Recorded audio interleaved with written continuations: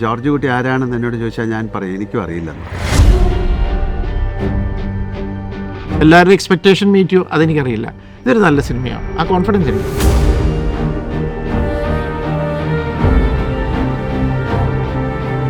മലയാളി ഏറ്റവും കൂടുതൽ താല്പര്യത്തോടെ കാണുന്നത് ക്ലബ്ബുകളുടെ 100 കോടി ക്ലബ്ബ് 200 കോടി ക്ലബ്ബ് എന്ന് പറഞ്ഞൊരു സങ്കല്പമാണ്. അതെ.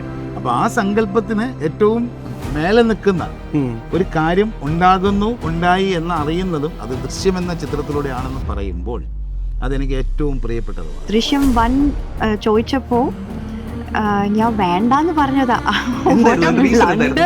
ബ്ലണ്ടർ അവിടെ എൻ്റെ കുഞ്ഞിന് ജസ്റ്റിസ് വേണം, എൻ്റെ മോനെ കൊന്നു കളയണമായിരുന്നോ അല്ലെങ്കിൽ എവിടെയെന്ന് അറിയാൻ ആ അമ്മയ്ക്ക് തീർച്ചയായിട്ടും ചെയ്തിട്ടുണ്ടോ? ഇതൊക്കെ ഒരു അമ്മയ്ക്ക് ഒരിക്കലും സഹിക്കാൻ പറ്റാത്ത കാര്യമാണ്. നമുക്കിങ്ങനെ കാണുമ്പോൾ ലാലേട്ടനൊന്നും ചെയ്യില്ല എന്ന് പോലെ തോന്നും, പക്ഷെ മോണിറ്ററിൽ പോയി കാണുമ്പോഴാണ് ഇതിൻ്റെ ഇടയിൽ എപ്പോൾ ഇതൊക്കെ ചെയ്തു. റാണിക്ക് വളരെ മേക്കപ്പ് ഒക്കെ ചെയ്ത് ഹാപ്പി ആയിട്ട് ഈ സിനിമ ആ വീട് പോലും അയാളൊരു ഒന്നും മാറ്റിയിട്ടില്ല.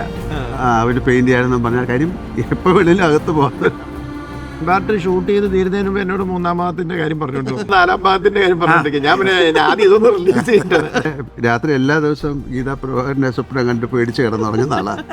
അല്ലേ, എന്ത് വേണേലും സംഭവിക്കാമല്ലോ. ഒരു പ്രത്യേക ഒരു സിറ്റുവേഷനിൽ അവരൊരു കാര്യം ആവശ്യപ്പെട്ടപ്പോൾ ഞാൻ ഓർത്തു ഓക്കെ അത് ചെയ്യണം, കഥയിൽ ഒരു സന്ദർഭമായിട്ട് അങ്ങ് കണക്ട് ചെയ്തിട്ട് ഞാൻ ആ കാര്യം അങ്ങ് ചെയ്തു. തമിഴായാലും തെലുങ്കായാലും കന്നഡ ആയാലും ഹിന്ദിയിലും എല്ലാവർക്കും ദൃശ്യം അറിയാം. അപ്പോൾ ദൃശ്യം 3 എന്നാണ് വരുന്നതെന്ന് പറയുന്നത് പെട്ടെന്ന് അവർ ഓർക്കുക. അത് മോഹൻലാലിൻ്റെ പിറന്നാളിനല്ലേ